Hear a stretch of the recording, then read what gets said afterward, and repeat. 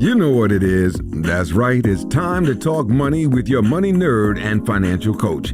Now, tighten those purse strings and open those ears.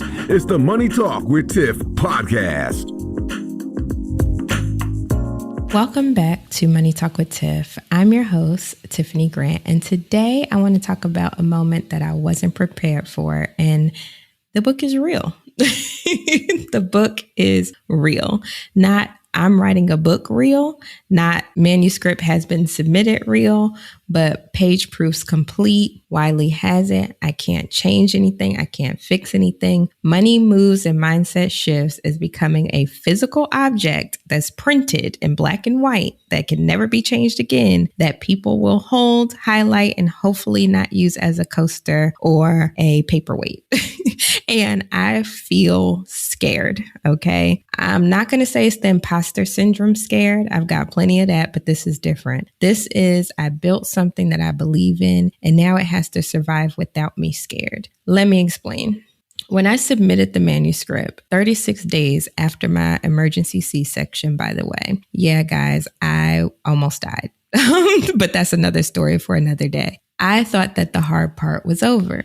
The research, the biblical studies that I kind of tied into that, the original Tiffany-isms at the beginning of each chapter, the Bible verses for the part openers, the behavioral economic citations, all of the research I had to do around that, the research on scarcity, the research on choice architecture, poverty and cognitive function, all of it woven together in one book that's super easy to read because I've read it multiple times now, but super easy to read. But the page proof showed me something I didn't expect. The book is good, not because I wrote it, but because the ideas are sound. The stewardship framework, the 5 parts. So it's broken into 5 parts: the internal revolution, architecture of flow, the engine of growth, the autopilot life, and legacy shifts. The tools that now became the resource vault is all coherent, is all useful. And I surprised myself, to be honest with you. And honestly, too, that terrifies me because now it has to find its people. The 1,000 pre-orders that I need by September, the readers who will actually use the calculators, not just buy the books and shelve it, the community that will form around these ideas or won't. I have about 14 pre-orders right now, 14, and I need to get to 1,000 by September. That's not a small gap by a long shot. So what am I doing? The same thing I tell you to do when a goal feels impossible. I'm breaking it down.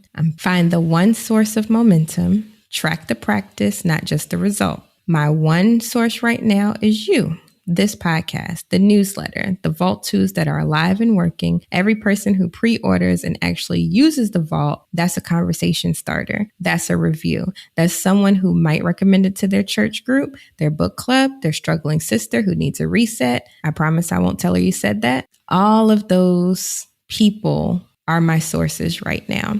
And to give you a little insider information, Wiley doesn't help me with the marketing part per se. Like they get it out there on Amazon and, they do all of that part.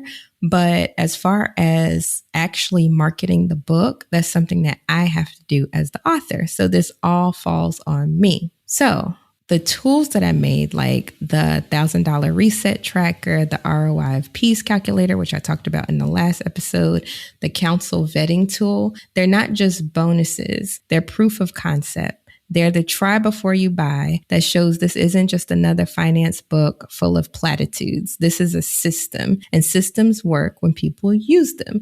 So here's my ask. If you've gotten value from this show or any of my episodes, from the vault, from any of the tools, please consider pre-ordering. Not for me, for you. For the person you'll be in September when the book arrives, and you need a framework for the season that you're entering. And if it's anything like how this year has been going so far, you're probably going to need it.